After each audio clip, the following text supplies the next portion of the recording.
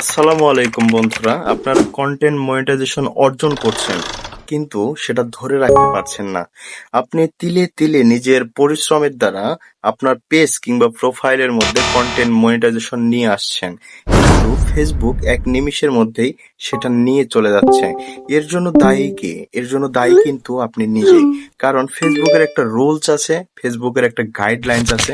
সেই গাইডলাইন্স মেনে আপনাকে কাজ করতে বলা হয়েছে। আপনি যখন সেই গাইডলাইন্স এর বাইরে কাজ করতে যাবেন তখনই কিন্তু আপনি গাইডলাইনের আওতাধীন হয়ে আপনার যে মনিটাইজেশন টুলসটা আছে সেটা কিন্তু হারাবেন। মনিটাইজেশন টুলসটা ফেসবুক নিয়ে চলে যাবে। এজন্য আপনাকে সতর্কভাবে কাজ করতে হবে, সেনসিটিভ কাজ করতে হবে। এজন্য আপনাকে কি করতে হবে? আপনাকে গাইডলাইন্স সম্পর্কে আপনার পূর্ণাঙ্গ ধারণা থাকতে হবে। আপনি যদি এই গাইডলাইন্স এর আওতাধীন হয়ে যায়, আপনার যদি কন্টেন্ট মনিটাইজেশন চলে যায় কিংবা মনিটাইজেশন চলে যায়, তাহলে আপনি কি করবেন চলুন আপনাকে আমি দেখিয়ে দিচ্ছি। সর্বপ্রথমে আপনি এই সেটিংসটা খুঁজে বের করবেন।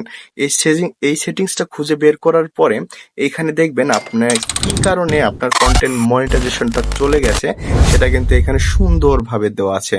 কোন গাইডলাইনের আওতাধীনে আপনার কন্টেন্ট মনিটাইজেশনটা চলে যাচ্ছে সেটা কিন্তু এখানে সুন্দরভাবে দেওয়া আছে।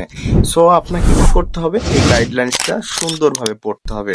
এই গাইডলাইন্সটা পড়ার পরে আপনাকে সেই মোতাবেক কাজ করতে হবে। আমার যে গাইডলাইনটা এসেছে সেটা কি কারণে এসেছে আমি সেটা আপনাকে বলছি।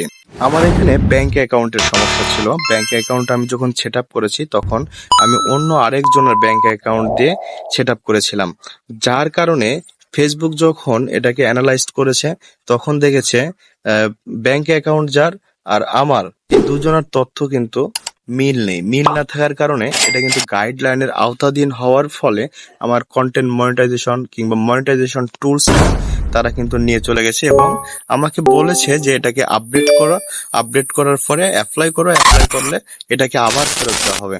আমি তাদের কথা মতো এটাকে আপডেট করেছি, অ্যাপ্লাই করেছি 7 ঘন্টার মধ্যে, অনলি 7 ঘন্টার মধ্যে কিন্তু আমি এটা পেয়ে গেছি।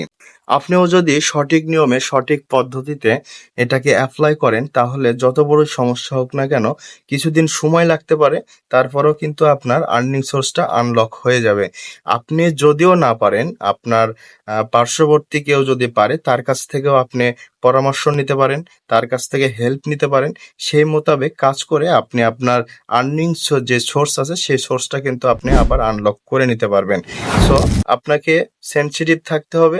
পরবর্তীতে এরকম ভুল হলে কিন্তু চিরতরে আপনি আপনার শখের যে আইডিটা আছে সেই আইডিটা কিন্তু হারিয়ে ফেলবেন। সো সেনসিটিভ কাজ করুন, সেনসিটিভ ভাবে কাজ করলে কোনো সমস্যাই হবে না।